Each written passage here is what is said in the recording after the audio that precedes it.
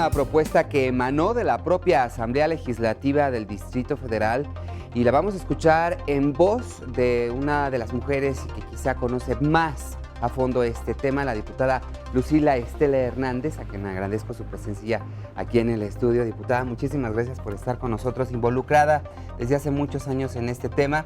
Se lanza esta aventura en la Asamblea Legislativa pues para tratar de llegar lejos precisamente en este tema, en la regulación de estos centros infantiles. Muchas gracias por la invitación y claro que sí, quisiera hacer un poco de historia. El tema de los centros comunitarios, pues hay un parteaguas en 1997, como bien sabemos, es donde se da ya la autonomía a la mitad en este gobierno del Distrito Federal para elegir al jefe de gobierno. Era el ámbito federal quien lo tenía y lo coordinaba el DIF nacional. Sí.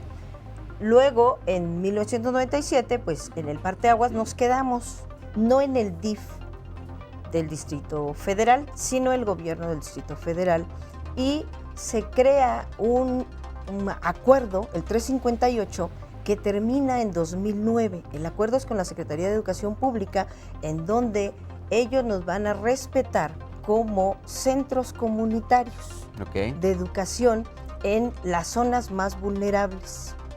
Próximamente se realiza la consulta con todas las organizaciones de la sociedad civil, los centros comunitarios, los CENDIs, los CADIs y los centros privados. Y nace la ley CASI, donde estamos englobados todos, pero la diferencia es que ser privado implica cobrar, no sé, mucho ingresos más. Importantes, ¿no? Ingresos importantes, y los centros comunitarios tienen una cuota de recuperación mínima.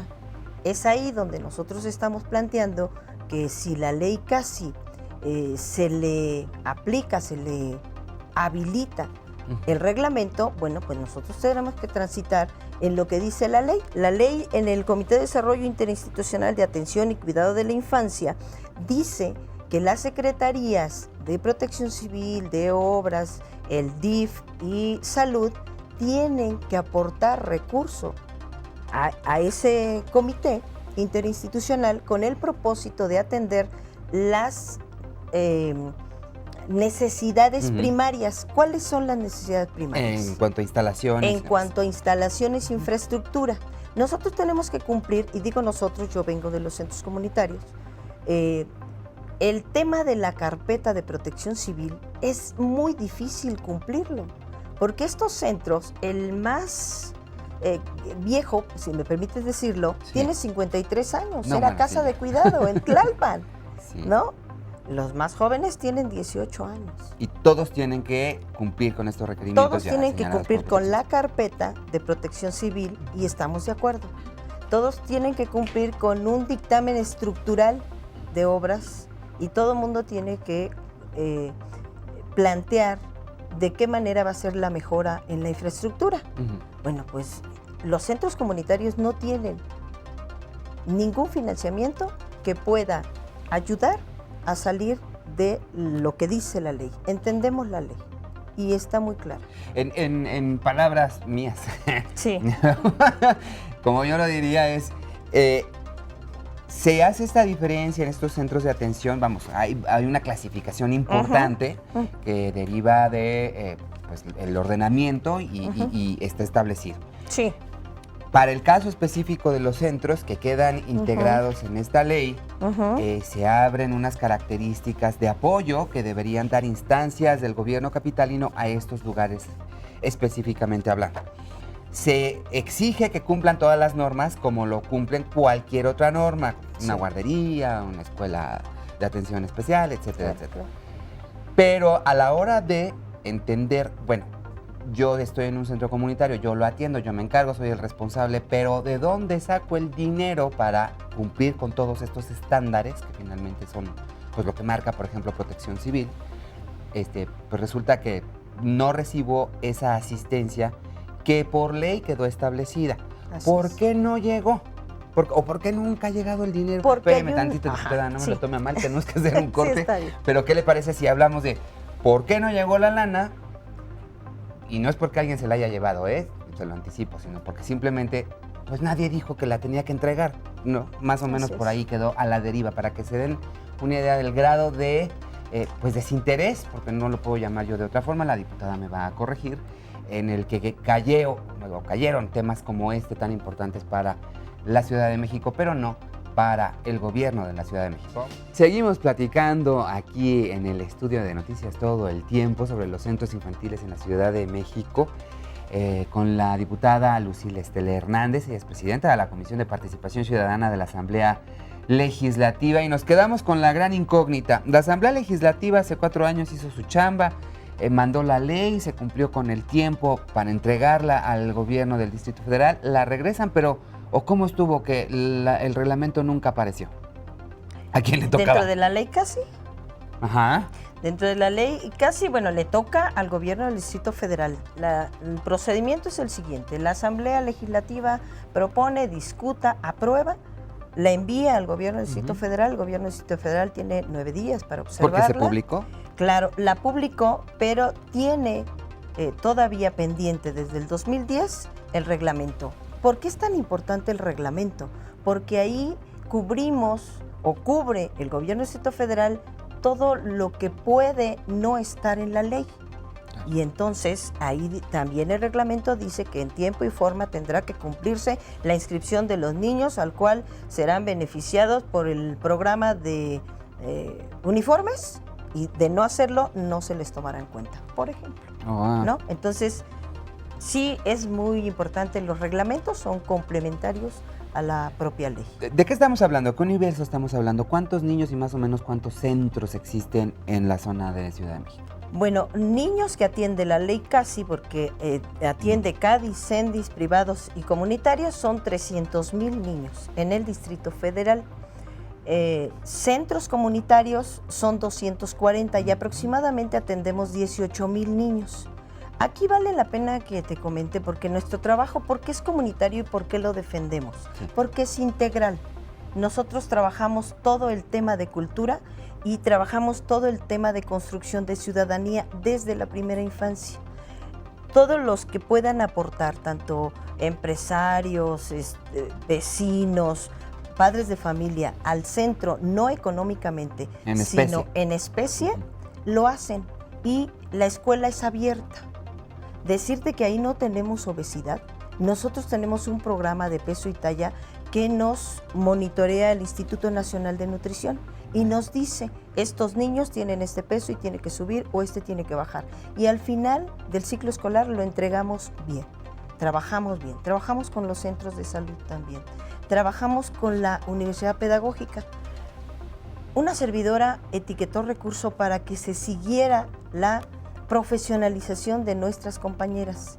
La mayoría, el 90%, tenemos la licenciatura en educación preescolar y yo creo que el 30% en educación, y transitando ahorita el 40% en maestría.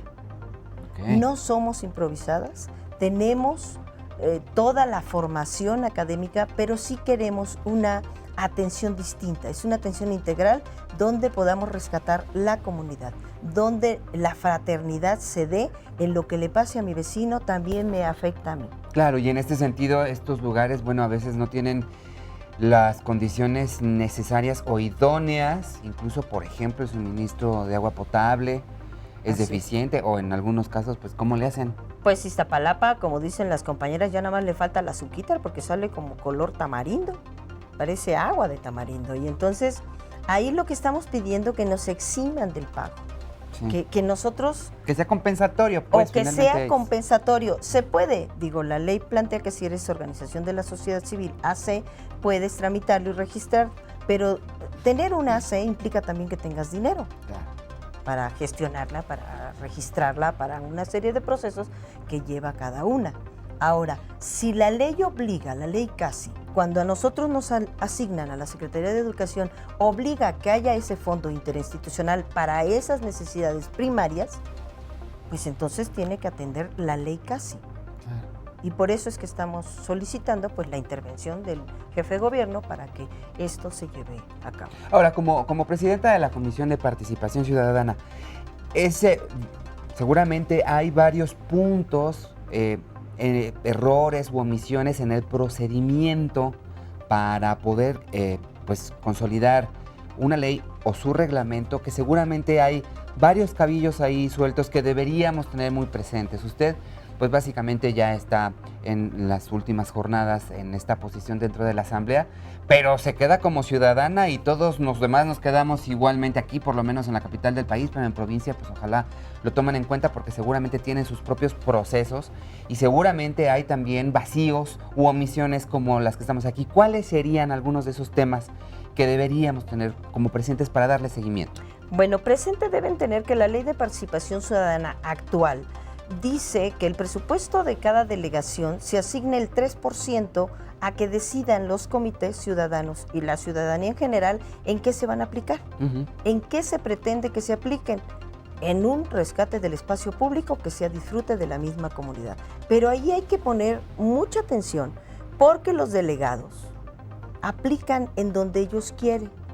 No respetan la consulta, que además la consulta la hace el Instituto Electoral. ¿Es discrecional? ¿La ley les permite que sea discrecional? No, claro que no. Entonces, por eso invito a los ciudadanos que sí vigilen y que sí denuncien, porque hoy pues tenemos el tema de transparencia, tenemos el tema de rendición de cuentas y creo que ahí es donde tenemos que construir ciudadanía y no estarnos quejando, sino aplicar ese tema en que todas las delegaciones, el 3%, tienen que aplicarlo en su presupuesto participativo. Así se llama.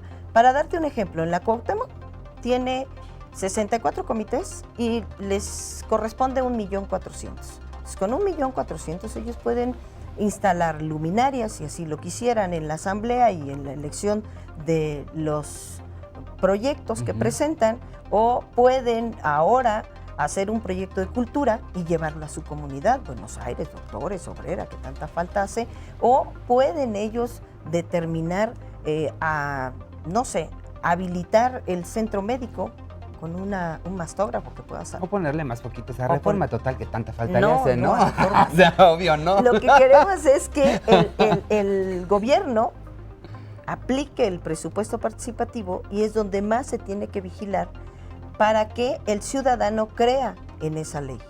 Esa ley también es del 2010. Esa ley tampoco tiene reglamento. Uy, Dios mío, no, bueno, sí tenemos varios huecos ahí.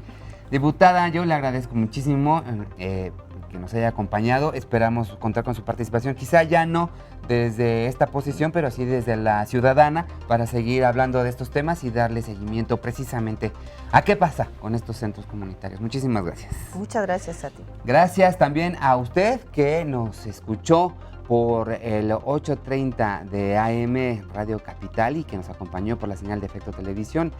Soy Mario Alberto León. Mañana nos vemos y nos escuchamos por las mismas frecuencias. Siga en sintonía, no le cambie.